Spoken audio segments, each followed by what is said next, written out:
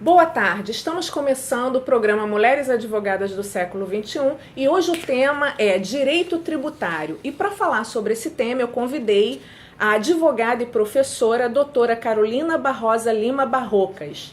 É mestre em Direito pela Universidade Cândido Mendes, professora dos cursos de graduação em Direito da Universidade Cândido Mendes e também da Universidade Estácio de Sá.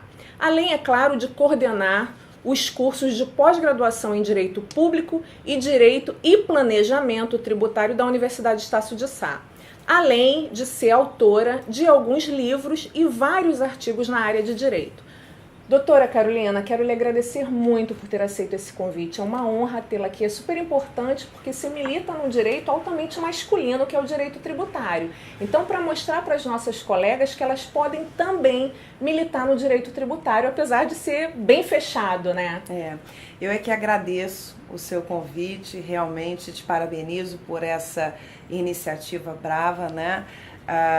E pode contar comigo sempre, porque esse tipo de iniciativa tá dentro daquilo que eu acredito.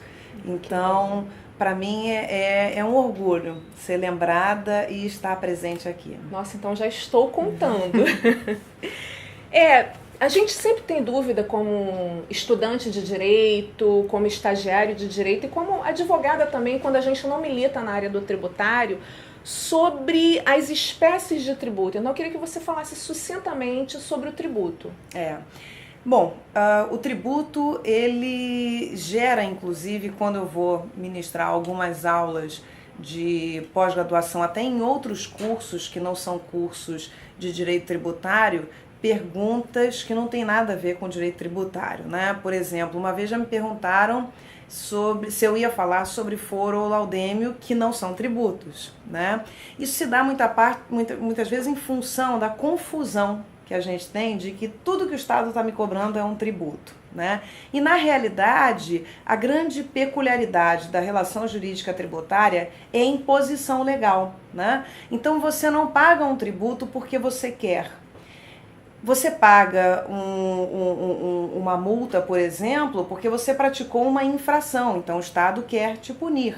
Você vai pagar uma taxa de ocupação por um bem público porque você usou esse bem público, né? Então você quis fazer isso. Com o direito tributário não há isso, existe uma compulsoriedade. Então essa é a grande diferença que eu gostaria de ressaltar para cada um de nós, né, quando estiver analisando uma cobrança do Estado. Então tira uma dúvida da gente, diferencia pra gente o que é imposto, o que é taxa, o que são contribuições. Bom, são até 5. Na realidade, a gente incluiria aí os empréstimos compulsórios e as contribuições especiais, né?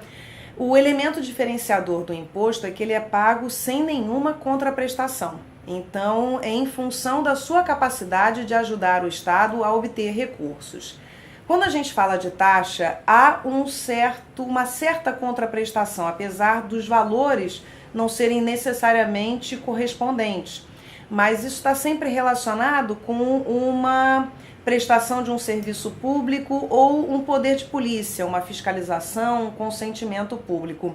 A contribuição de melhoria, que é das mais raras, né, de vermos pagar, é em razão de uma obra pública que gere valorização imobiliária. Temos várias obras públicas, o Rio de Janeiro vivenciou muitas obras até por conta das Olimpíadas, mas tenho certeza que seria muito impopular cobrar do cidadão essa contribuição. Na década de 80 vivemos muito o pagamento de empréstimos compulsórios, que é muito parecido com o imposto, apesar de ter uma destinação específica. Mas como a gente não recebeu de volta e foi difícil receber, né?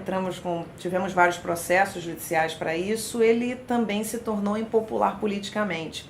E o que nós pagamos muito são as contribuições especiais, como por exemplo da Previdência Social, né? Então há vários tributos em decorrência de várias atividades que o Estado nos presta, que são essas contribuições especiais. Agora vamos falar um pouco sobre... Eu selecionei aqui, na verdade, alguns impostos referentes a cada ente, né? Eu separei um da União, que é o Imposto de Renda à Pessoa Física, um estadual, que é o IPVA, e um municipal, que é o IPTU. Você poderia falar um pouquinho de cada um deles? É uma ousadia falar um pouquinho, né? Um pouquinho do imposto de renda da pessoa física já é bastante coisa, né? Uma coisa interessante, a gente tem no site da Receita Federal um link chamado Perguntão, onde a gente pode buscar, tentar solucionar dúvidas. E há quase que uma confissão do Estado de que o imposto de renda é complicado demais. Porque a gente entra nesse perguntão e verifica que de repente a pergunta que a gente fez é a pergunta de número 564. Então são centenas de perguntas. Esse é um imposto que é pago sempre que nós temos um acréscimo patrimonial.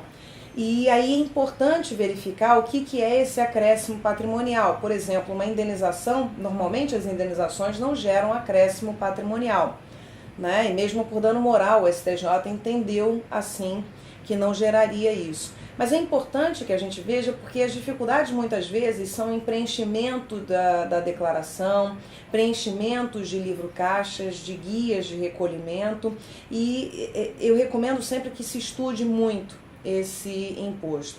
O IPVA é interessante da gente falar aqui no Rio de Janeiro, porque a gente sofreu um aumento do IPVA no ano passado, né? Sofremos um aumento do IPVA por uma lei publicada em 2015, em 2 de outubro de 2015. E é um imposto que incide sobre a propriedade de veículos automotores. Há uma isenção, por exemplo, de veículos com mais de 15 anos, né? Mas que aqui no Rio ficou muito fácil de ser arrecadado pelo Estado, porque ele vincula a taxa de licenciamento anual com o IPVA. Então isso aí gerou um aumento na arrecadação do IPVA no Rio de Janeiro. O IPTU está muito vinculado ao valor dos imóveis, mas um valor que está desatualizado. Há uma expectativa de que haja essa atualização, como São Paulo fez. Claro que para isso o mercado tem que estar um pouquinho mais estável, né? Saindo de um evento tão grande como Olimpíadas, com vários investimentos, é claro que houve uma mudança aí no nosso mercado, em que não é também o momento oportuno para fazer essa atualização, mas a gente espera que ela ocorrerá. Agora eu vou fazer uma maldade, porque falar de princípio num tempo tão curtinho não dá muito certo, mas eu tenho certeza que você vai passar no teste.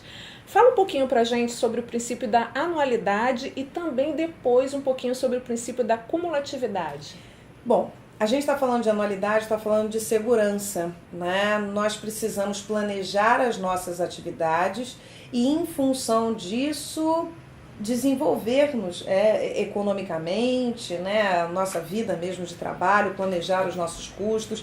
Então, quando a gente fala de anualidade, hoje na nossa Constituição, um outro princípio, até anterioridade, a anualidade era a exigência de uma autorização anual para cobrança de tributos.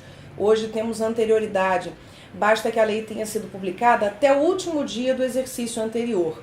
Para nós, hoje, o que nós temos é uma tal regra de exercícios. Então, há uma segurança de que, tendo começado o ano, em regra geral, pela maioria dos tributos que nós temos, né, não há uma mudança durante aquele período, durante aquele um ano. A cumulatividade ou não cumulatividade se dá porque os impostos que incidem sobre o consumo no Brasil são muito altos. Nós temos alíquotas que giram em torno de 20%, em alguns casos 60%, 70%, e que incidem cada vez que aquela mercadoria circula. Então, como nós não compramos de quem extrai da natureza, haveria várias incidências. O que se faz? Aquilo que foi recolhido em operações anteriores vai ser descontado para as operações subsequentes, né? Então você vai guardando tudo que foi recolhido para as operações seguintes. É algo muito complexo, porque a gente acaba tendo uma escrituração formalmente muito complicada, né? Muito burocrática. Vou lhe fazer uma pergunta agora que tem mais a ver com direito previdenciário, mas está lá no Congresso Nacional, eu não poderia deixar passá-la por aqui, nesse espaço aqui, sem falar. Na verdade, a discussão sobre a reforma da Previdência, tentar igualar o tempo para aposentadoria entre homens e mulheres. Gostaria de ouvir a sua opinião.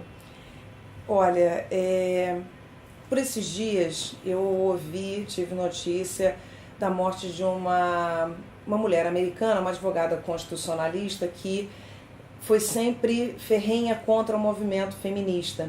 Ela achava que homens e mulheres deveriam ter as mesmas condições, ser tratadas da mesma forma. Eu acho que não. Eu acho que a gente trata os iguais de forma igual. né? Não é um privilégio das mulheres se aposentarem mais cedo. Eu sonho que um dia a gente tenha que realmente revogar esse privilégio, mas partindo de um governo em que você não tem uma mulher verdadeiramente convocada para assumir o primeiro grupo de ministros, para mim essa reforma é extremamente machista, né? As mulheres já têm uma rotina de trabalho normalmente mais pesada e principalmente eu vejo pela minha experiência e de amigas até que optaram em conjugar os dois tipos de vida, né? Que eu digo, tanto ser uma mulher que trabalha fora, como ser uma mulher que tem uma vida familiar, como eram os padrões, eu diria, das nossas avós, né? Realmente a vida é muito dura, né? Os nossos dias não podem ter 24 horas. Então, jogar essa aposentadoria para igualar, né, é a injustiça.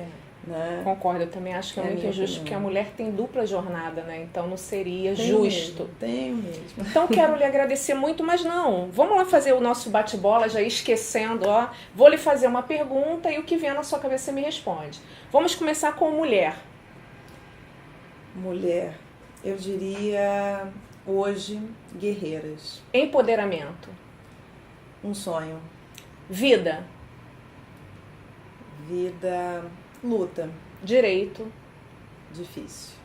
Quero lhe agradecer muito por ter aceito esse convite. Foi de suma importância a sua participação aqui, para nós conhecermos cada dia mais um pouco das nossas advogadas, das mulheres do direito. Então, estou muito feliz por ter aceito esse convite. Muito, muito obrigada mesmo. Eu que agradeço muito e realmente peço para que as mulheres que estejam assistindo de forma geral, né, divulguem esse seu trabalho que é tão bonito, tão importante para nós. Muito obrigada. O espaço aqui é nosso. Eu que agradeço. E meninas, não esqueçam, mandem e-mail pra gente. mulheresadvogadas do século 21 @gmail.com.